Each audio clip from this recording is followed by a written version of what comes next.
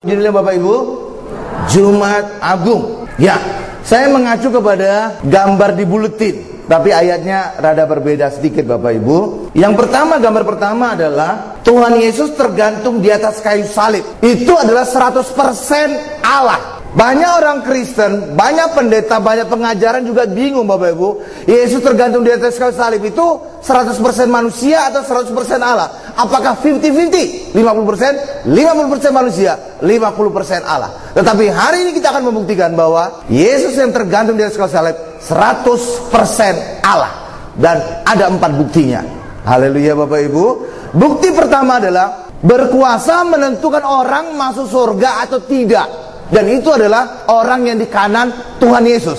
Ditentukan Yesus. Hari ini juga engkau bersama-sama dengan aku di Firdaus. Coba kita lihat ayatnya. Lukas 23 ayat 43. Kata Yesus kepadanya, aku berkata kepadamu, sesungguhnya hari ini juga engkau akan ada bersama-sama dengan aku di dalam Firdaus. Itu surga. Haleluya Bapak Ibu. Ya, dan ini menjadi bukti bahwa Yesus adalah Allah yang bisa menentukan orang masuk surga atau tidak. Amin Bapak Ibu. Haleluya. Ya. Ada yang berkata begini Bapak Ibu, orang yang di kanan Yesus itu namanya Dimas. Bukan Dimas aktor loh Bapak Ibu. Jadi itu ada Dimas, yang di kirinya itu ada nama Hestas. Iya, anak saya sekolah Katolik, dia dapat dari gurunya Bapak Ibu. Iya, saya tahu itu. Sehingga namanya Dimas. Nah, orang yang di kanan salib Yesus lah ditentukan Yesus. Hari ini juga engkau ada bersama-sama dengan aku di Firdaus. Jadi Yesus adalah Allah sehingga berhak menentukan orang masuk surga atau tidak. Yang kedua adalah Yesus berhak mengampuni dosa. Kalau Yesus mengizinkan orang masuk surga, berarti Yesus juga mengampuni dosa orang itu. Karena di surga tidak ada orang yang berdosa. Benar Bapak Ibu? Ya, dan itu menjadi bukti kedua bahwa Yesus adalah Allah yang punya kuasa untuk mengampuni dosa. Karena di Alkitab juga dikatakan orang Farisi aja bingung ketika melihat Yesus mengampuni orang berdosa. Kenapa Yesus bisa mengampuni dosa? Karena Yesus adalah Allah. Itu menjadi bukti kedua Bapak Ibu. Yang ketiga adalah berkuasa atas langit sehingga bisa terjadi gerhana. Ya, selama 3 jam. Coba kita lihat ayatnya. Lukas 23 ayat 44 sampai dengan 45. Ketika itu hari sudah kira-kira jam 12. Lalu kegelapan meliputi seluruh daerah itu. Daerah itu saudara stabilo Bapak Ibu. Kalau dalam bahasa Indonesia itu daerah itu. Kalau dalam bahasa Inggris seluruh dunia kegelapan terjadi. Haleluya. Udah daerah itu, seluruh daerah itu sampai jam 3. Sebab matahari tidak bersinar dan tabir bait suci terbelah 2. Lihat dulu kepada saya akan jelaskan. Itu gerhana atau tidak. Kalau dalam bahasa Indonesia orang bisa ngeles, itu bukan gerhana. Kenapa bisa demikian? Perhatikan ke mimbar, saya akan menjelaskan apa itu sebenarnya gerhana secara ilmiah Bapak Ibu ya. Karena Alkitab itu bisa dijelaskan secara ilmiah. Ya, firman Allah tidak bertentangan dengan logika, ilmu pengetahuan. Enggak bertentangan Bapak Ibu. Kalau melampaui benar, tapi bertentangan enggak pernah. Karena itu yang dikatakan di dalam kitab Daniel.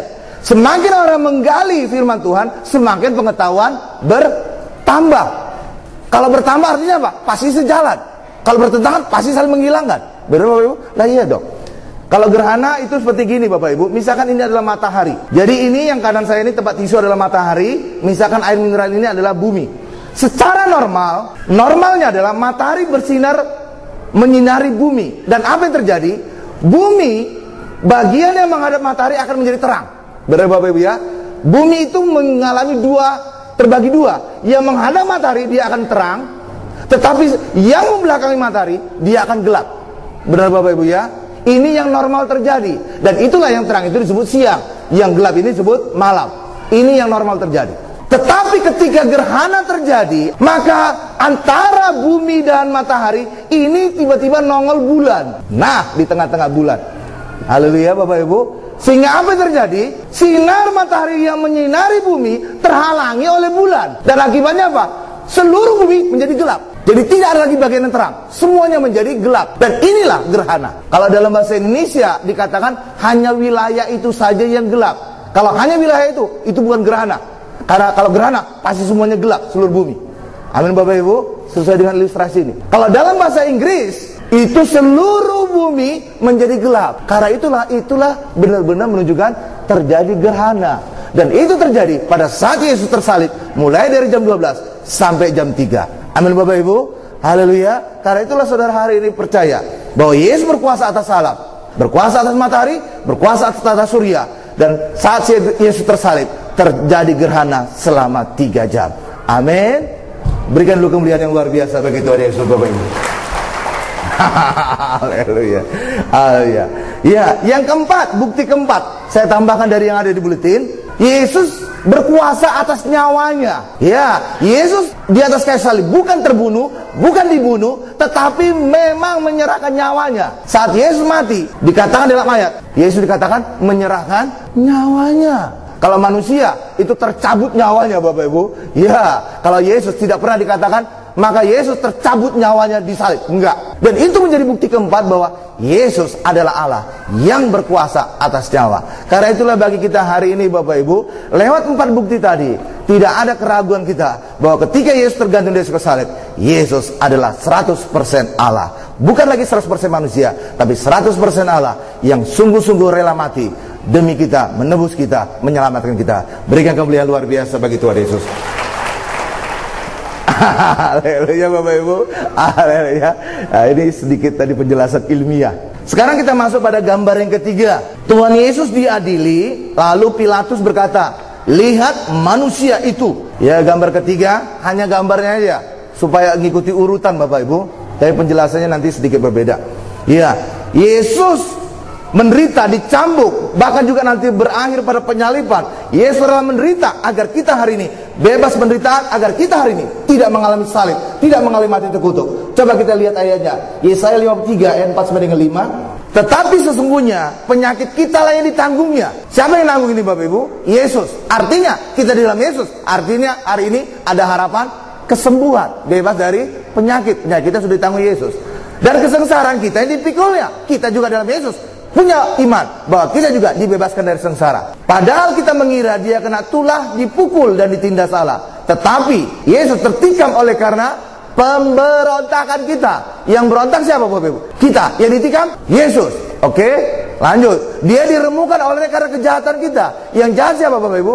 Kita. Yang diremukkan Yesus. Inilah yang menjadi perbedaan antara orang Kristen sama orang non-Kristen. Apa yang membuat beda? Itulah salib Yesus. Ini dia. Tapi sekarang ini banyak orang Kristen Bapak Ibu masih seperti orang di luar Kristen. Kalau kamu berbuat benar, kamu diberkati. Kalau kamu salah, kamu dihukum. Saudara nggak harus jadi orang Kristen. Ini juga berlaku bagi orang benar Bapak Ibu. Coba tanya orang di luar sana. Kalau kamu berbuat benar, kamu dapat pahala. Kalau kamu salah, kamu dihukum. Nggak harus ada Yesus juga ini berlaku prinsip ini Bapak Ibu. Benar nggak? Bahkan juga ada istilah hukum karma. Benar? Lah iya dong. Nggak harus Kristen juga ngerti ayat ini Bapak Ibu. Ngerti prinsip tadi. Berbuat benar akan diberkati, berbuat salah. Iya. Tapi bagi kita hari ini di dalam Yesus ada perbedaan. Perbedaan itu adalah karena salib. Hari ini kita salah, datang bertobat minta ampun. Maka bukan saudara dihukum, Yesus yang dihukum, menanggung dosa saudara. Saudara itu perbedaannya? Haleluya. Iya, itu harusnya yang dipegang oleh orang Kristen. Kita punya Yesus, maka ketika kita salah, kita bebas hukuman. Sebab kita hari ini datang kepada Yesus, kita bertobat, maka dosa kita ditanggung oleh Yesus. Amin. Karena itulah bagi kita hari ini, di dalam Yesus kita selalu diberkati. Haleluya. Iya, karena itulah bagi kita hari ini, Yesus mati menderita, Yesus mati disalib, agar kita hari ini bebas dari segala penderitaan. Coba tadi tampilkan lagi ayatnya. Oke. Ganjaran yang mendatangkan keselamatan bagi kita ditimpakan kepadanya, dan oleh bilur-bilurnya kita menjadi sembuh. Yang alami bilur siapa? Yesus. Yang sembuh kita. Karena itu Yesus menderita, Yesus mengalami bilur, Yesus mati terkutuk agar kita hari ini bebas dari kutuk, bebas penyakit, bebas penderitaan, bebas sengsara. Iya, tapi banyak orang Kristen hari ini rasanya kalau nggak menderita nggak rohani, Bapak Ibu.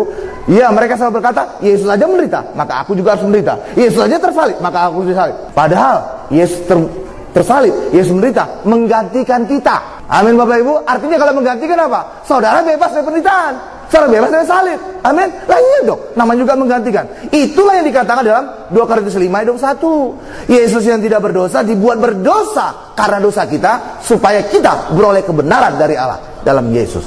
Amin. Lah iya. Haleluya. Nah, pada saat Yesus Bapak Ibu menjalani salib, proses salib, ada 2 orang yang langsung pada saat itu dibebaskan dari hukuman, bahkan diselamatkan.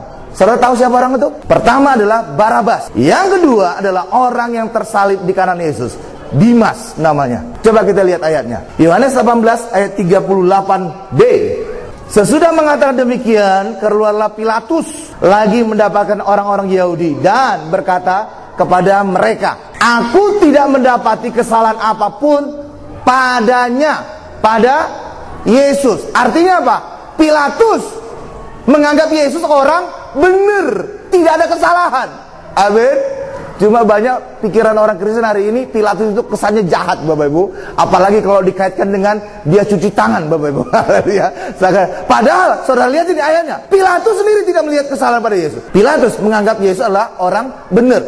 Lihat ayat selanjutnya lagi, ini menjadi bukti lagi bahwa Pilatus sebenarnya ingin membebaskan Yesus. Ayat 39. Tetapi pada kamu ada kebiasaan bahwa pada Paskah aku membebaskan seorang bagimu. Maukah kamu supaya aku membebaskan raja orang Yahudi bagimu? Tuh, Pilatus kan ingin membebaskan Yesus sebenarnya. Benar nggak Bapak Ibu? Lah iya dong. Itu terlihat itu upayanya Pilatus. Haleluya, bukan kata saya, kata ayat. Haleluya Bapak Ibu. Ayat 40 yang terakhir. Mereka berteriak pula, jangan dia, melainkan Barabas. Barabas adalah seorang penyamun. Pada ayat lain dalam Injil Bapak Ibu, Pilatus itu berusaha agar Yesus bebas. Caranya gimana? Caranya dengan membuat pilihan. Apakah yang dibebaskan seorang penjahat, apakah Yesus? Maka Pilatus menunjuk pilihan itu adalah Barabas dan Yesus. Pilatus berpikir kalau Barabas jadi pilihannya antara Barabas dan Yesus, kemungkinan besar Yesus dibebaskan. Kenapa? Barabas itu penyamun. Bahkan ayat lain juga dikatakan pembunuh. Jangan-jangan ada orang Israel juga yang pernah disamun, pernah dirampok. Jangan-jangan juga ada keluarganya juga yang pernah dibunuh. Dengan pikiran itu, Pilatus bisa beranggapan Yesus nanti yang dipilih mereka untuk dibebaskan. Nyatanya tidak, Bapak Ibu. Orang Yahudi digelapkan oleh iri hati, digelapkan oleh hasutan, sehingga akhirnya Yesus yang dihukum mati. Amin Bapak Ibu.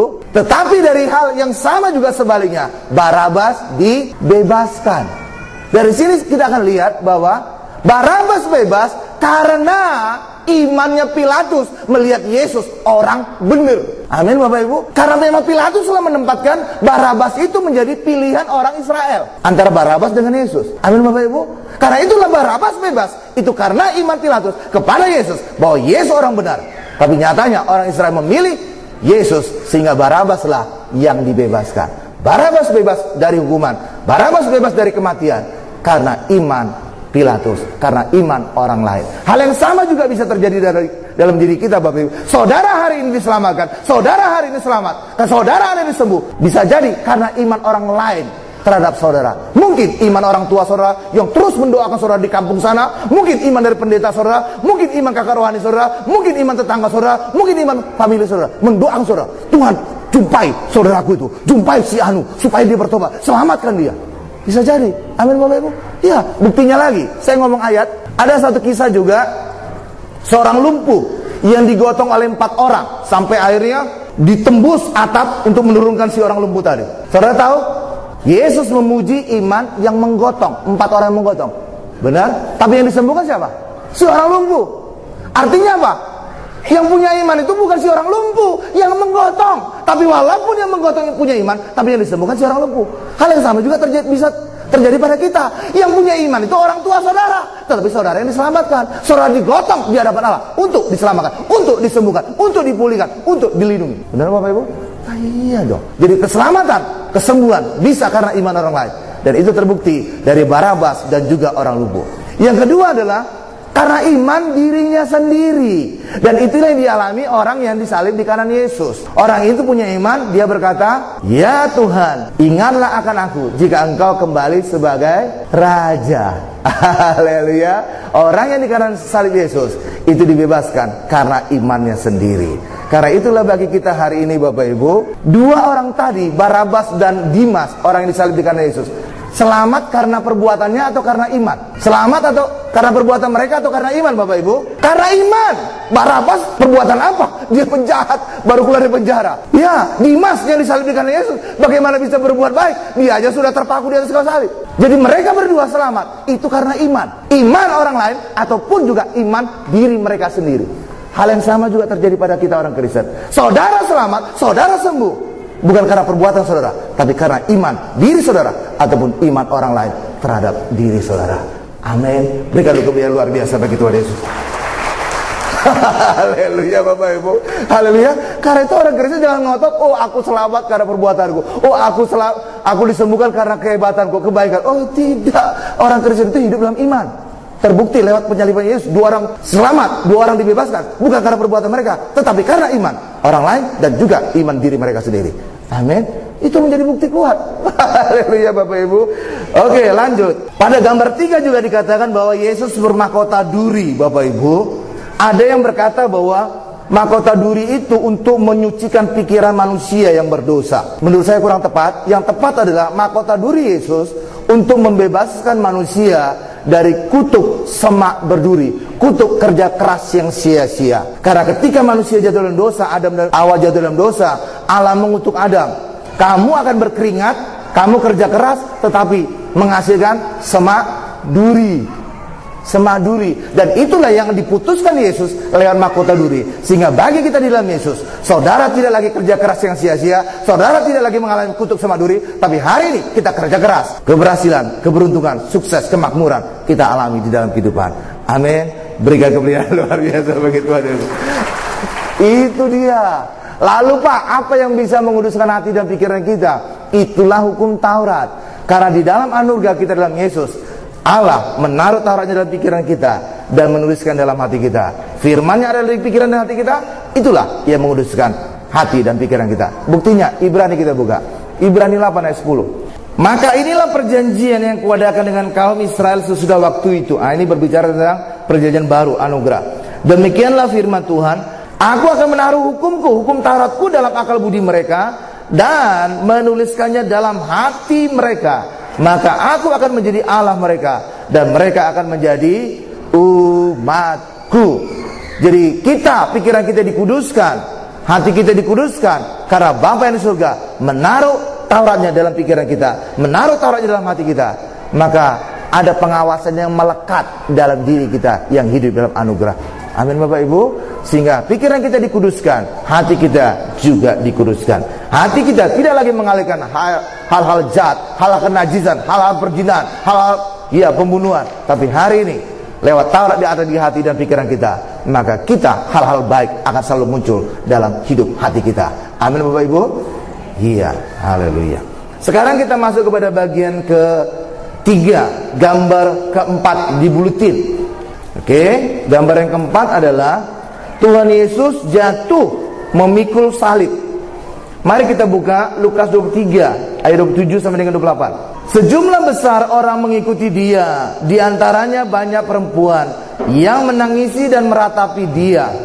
Ayat 28, Yesus berpaling kepada mereka dan berkata, hai putri-putri Yerusalem, janganlah kamu menangisi aku, melainkan tangisilah dirimu sendiri dan anak-anakmu. Bagi kita juga hari ini Bapak Ibu, ketika saudara nanti melihat juga film The Passion atau membaca kisah penyaliban Yesus, saudara jangan menangisi Yesus. Yesus yang melarang. Ini ayatnya. Lalu kita nggak nangisi apa? Nangisi diri kita dan anak-anak kita dan keluarga kita. Kenapa? Kalau saudara belum bertobat, maka saudara lah yang akan mengalami penderitaan seperti yang Yesus alami. Keluarga saudara lah yang akan mengalami penyaliban seperti yang Yesus alami. Amin Bapak Ibu. Karena itulah di saat sekarang ini, inilah menjadi saat kita untuk bertobat dan juga untuk mengingat keluarga-keluarga kita yang belum mengenal Yesus, agar kita menangisi mereka, agar kita mendoakan mereka, agar mereka juga beroleh keselamatan. Amin Bapak Ibu. Berikan kemuliaan luar biasa bagi Tuhan Yesus. Haleluya. Iya. Kenapa Yesus berkata tangisi dirimu dan anak-anakmu? Karena orang Yerusalem pada umumnya menolak Yesus Bapak Ibu. Ya, juru selamat ditolak, ya nggak selamat. Haleluya Bapak Ibu. Yesus kan juru selamat. Mereka menolak Yesus, ya nggak selamat. Dan itu terbukti tahun 70 tentara Romawi mengepung Yerusalem di bawah pimpinan Jenderal Titus. Ya, tahun 70. Benar-benar 70. Bukan tahun 1970, enggak, 70, tahun 70 aja. Haleluya Bapak Ibu. Apa yang terjadi? Dikepung Bapak Ibu. Ya, dikepung Yerusalem. Dan lewat pengepungan ini Yerusalem dihancurkan, termasuk juga bait suci. Sehingga nubuatan Yesus berkata, satu batu pun tidak ada bertumbang atas batu yang lain. Kok bisa terjadi demikian? Karena pada saat mereka menghancurkan kota Yerusalem, juga menghancurkan bait Allah itu dibakar, Bapak Ibu. Dibakar oleh seorang tentara. Awalnya mereka tidak tahu bahwa di bait Allah itu banyak emas. Iya, nggak tahu Bapak Ibu. Tapi belakangan mereka tahu. Waduh, setelah hancur semua, mereka sadar di situ ada emas, mereka kembali. Nyatanya emasnya sudah meleleh semua, masuk ke dalam tanah, masuk ke dalam celah-celah batu. Untuk mengejar emas, akibatnya apa? Mereka congkelin semua batu-batu. Congkelin semua batu-batu. Akibatnya tidak ada batu bertumbang atas batu yang lain. Dan inilah tergenapi nubuat Yesus. Tidak ada satu pun batu bertumbang atas batu yang lain. Amin Bapak Ibu.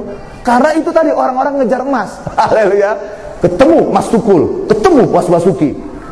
Haleluya Bapak Ibu. Haleluya.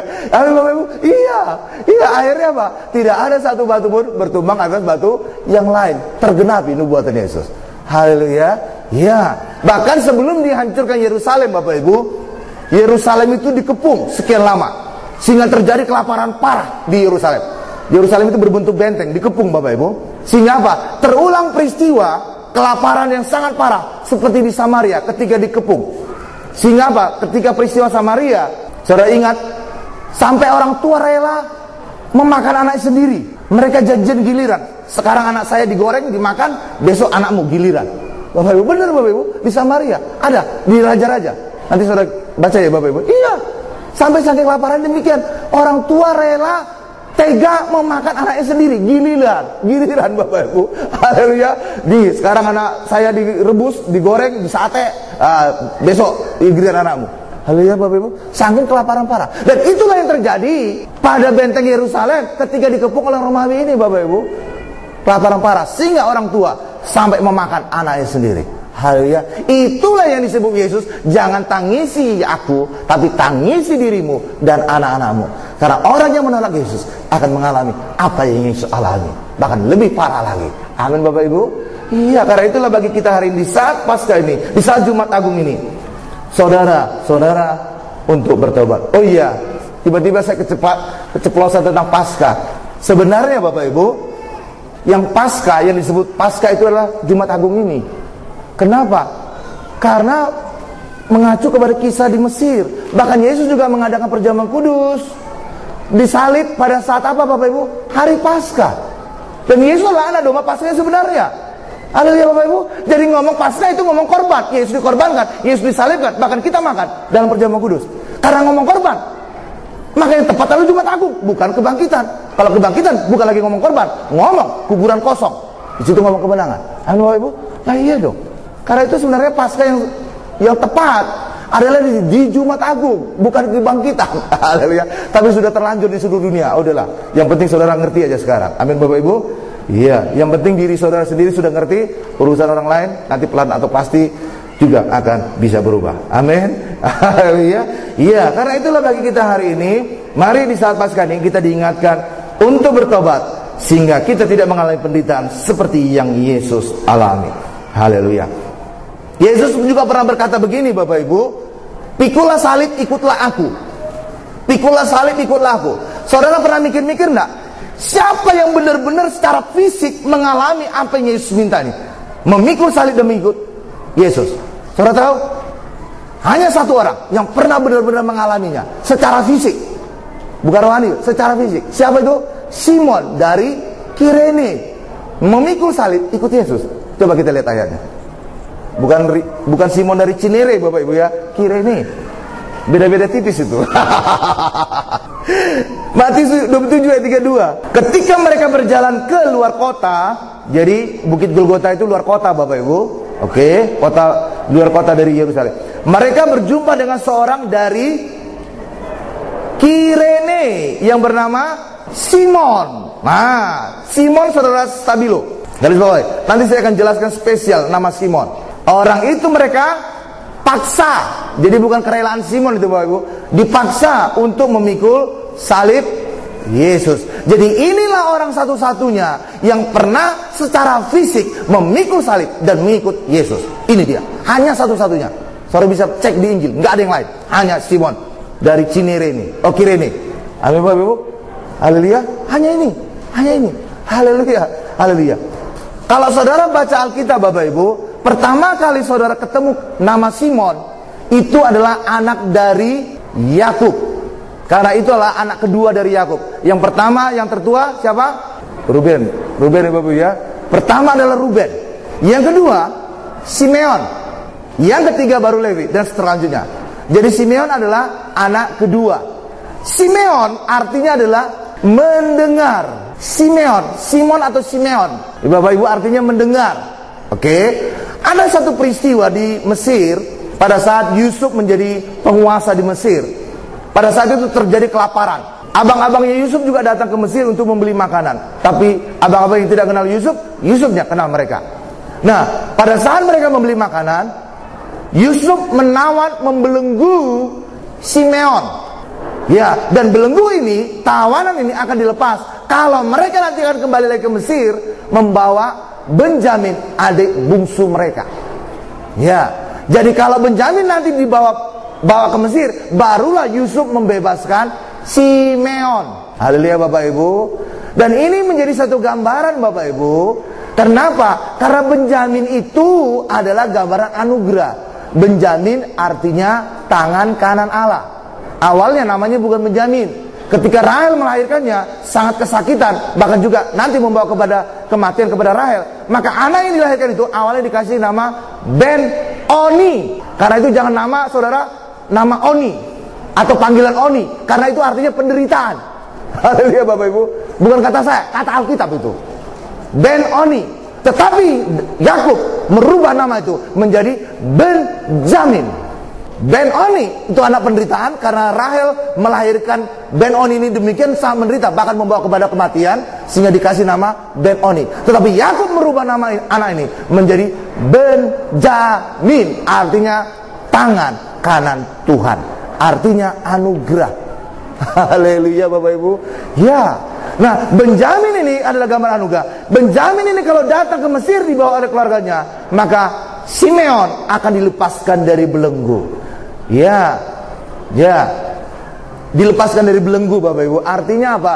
Simeon ini gambaran dari orang Israel. Orang Israel itu telinga mereka terbelenggu. Simeon, pendengaran mereka terbelenggu. Itulah sebabnya mereka tidak bisa mendengar tentang Yesus. Akibatnya tidak hidup di dalam iman. Itulah sebabnya Bapak Ibu, kalau saudara baca Injil, seringkali Yesus berkata, kalau kamu punya telinga, hendaklah kamu mendengar. Karena umumnya orang Israel adalah seperti Simeon, telinga mereka terbelenggu, sehingga mereka tidak bisa mendengar anugerah, tidak hidup di dalam anugerah. Mereka tetap hidup di dalam Taurat, sehingga tidak punya iman. Haleluya Bapak Ibu. Haleluya. Ya, itu gambaran dari Taurat Bapak Simeon. Bahkan juga ketika Yesus berumur 40 hari dibawa oleh orang tuanya ke Bait Allah, ada seorang tua bernama Simeon lagi Bapak Ibu. Simeon yang baik dan saleh. Dan Simeon itu berkata ketika melihat bayi Yesus, "Oh Tuhan, oh Allah, aku sekarang rela untuk pergi, aku rela untuk mati, karena aku telah melihat keselamatan Mesias telah ada." Amin. Di Bait Allah itu. Dan itu juga menjadi gambaran Bapak Ibu, ketika anugerah datang, Taurat akan berlalu. Haleluya. Bagi kita hari ini dalam Yesus, kita hidup dalam anugerah. Mari, jangan lagi ngotot hidup dalam Taurat, karena Taurat tidak berlaku lagi bagi kita di dalam Yesus. Amin Bapak Ibu. Dan semua orang yang bernama Simeon, tadi Simeon dari Kirene, bahkan juga Simeon Petrus, Simon Petrus Bapak Ibu, itu gambaran Taurat. Maka mereka selalu berkaitan dengan memikul salib penderitaan. Ya, Simeon dari Kirene dipaksa untuk memikul salib penderitaan Yesus. Dan juga Simeon murid Yesus, matinya mati tersalib terbalik. Dan inilah satu-satunya murid Yesus yang mati tersalib Bapak Ibu. Kenapa? Karena inilah gambaran dari Taurat. Karena itulah bagi kita hari ini, mari kita hidup dalam Yesus, hidup dalam anugerah. Maka saudara tidak lagi memikul salib penderitaan, tapi hari ini yang kita pikul salib adalah salib kemenangan. Sehingga orang Kristen memikul salib. Kita hari ini mengikut Yesus. Kita selamat, kita sehat, kita diberkati, kita sukses, kita berkemenangan dalam kehidupan. Berikan kemuliaan luar biasa bagi Tuhan Yesus. Haleluya. Haleluya. Haleluya. Sekarang gambar kelima, gambar terakhir. Haleluya. Coba kita buka Yohanes. Yohanes. Ayat terakhir lah nih. Bisa disebut ayat terakhir. Yohanes 19. Ayat 16b sampai dengan 18. 16b. Mereka menerima Yesus. Sambil memikul salibnya, ia pergi keluar ke tempat yang bernama tempat tengkorak, yang dalam bahasa Ibrani adalah Golgota. Jadi arti Golgota artinya tempat tengkorak. Tapi banyak orang Kristen menyebut Golgota adalah bukit seperti tengkorak. Itu salah. Yang benar adalah bukit tempat tengkorak. Dalam bahasa Indonesia Alkitabnya gitu. Kalau dalam bahasa Inggris lebih spesifik lagi.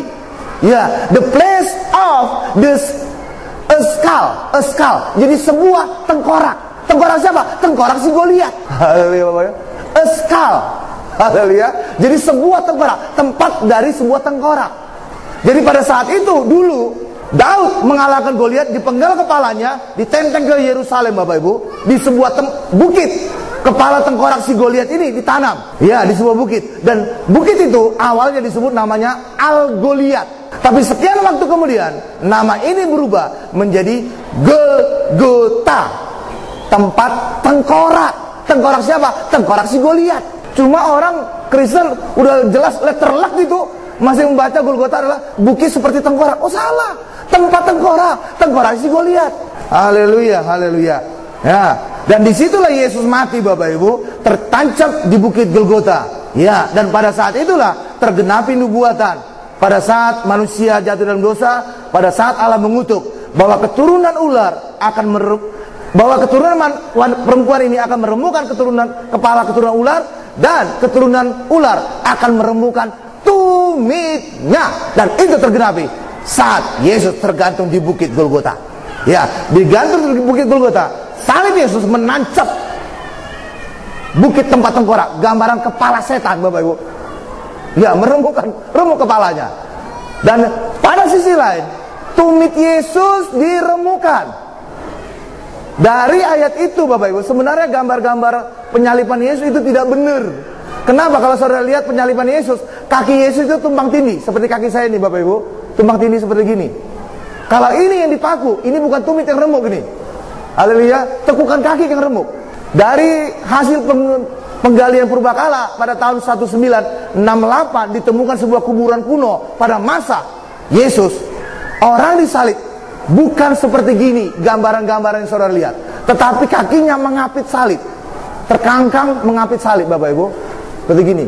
Jadi misalkan mic saya adalah salib, maka kaki orang itu gini, dipaku kanan dan kiri Bapak Ibu, tembus di tumitnya. Tus. Itu Bapak Ibu. Disitulah tergenapi nubuatan Kejadian 3:15 bahwa keturunan ular akan meremukkan tumitnya. Amin Bapak Ibu. Iya. Jadi Yesus disalib bukan tumpang tindih kakinya, enggak. Mengapit salib, mengangkangi salib. Haleluya Bapak Ibu. Dan itulah tergenapi nubuatan Kejadian 3:15 bahwa keturunan wanita akan meremukkan kepala ular, dan keturunan ular akan meremukkan tumitnya. Amin Bapak Ibu. Iya.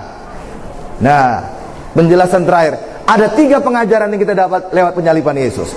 Pertama adalah orang di kanan Yesus berseru, "Ingatlah akan aku apabila engkau datang sebagai raja." Dan respon Yesus adalah, "Hari ini juga engkau ada bersama-sama dengan aku di Firdaus." Orang itu selamat. Hal yang sama juga terjadi pada kita. Kapanpun, apapun masalah saudara, bahkan sampai menjelang mati pun saudara, ingat Yesus, panggil Yesus. Maka apapun kondisi saudara, sebahaya apapun, saudara pasti selamat. Saudara pasti selamat. Orang yang di kanan salib Yesus aja bisa selamat ketika mengingat, memanggil Yesus. Hal yang sama juga akan kita alami. Ketika saudara mengalami mara bahaya, kritis sekalipun, ingat, panggil Yesus, maka saudara pasti selamat. Itu pelajaran pertama. Yang kedua, pada saat Yesus disalib, jam 12 siang bolong Bapak Ibu, terjadi kegelapan. Siang bolong menjadi kegelapan menjelang Yesus mati. Benar Bapak Ibu ya? Sebaliknya, pada saat Yesus lahir, tengah malam seperti siang bolong, terang benderang di langit, karena pasukan malaikat menerangi langit. Amin Bapak Ibu. Benar nggak? Pada saat kematian siang bolong seperti malam, pada saat kelahiran malam seperti siang bolong.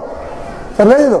Apa pelajaran yang bisa kita dapat? Pelajaran yang kita dapat adalah ketika Yesus hidup dalam diri saudara, maka saudara akan selalu dalam terang ajaibnya Tuhan.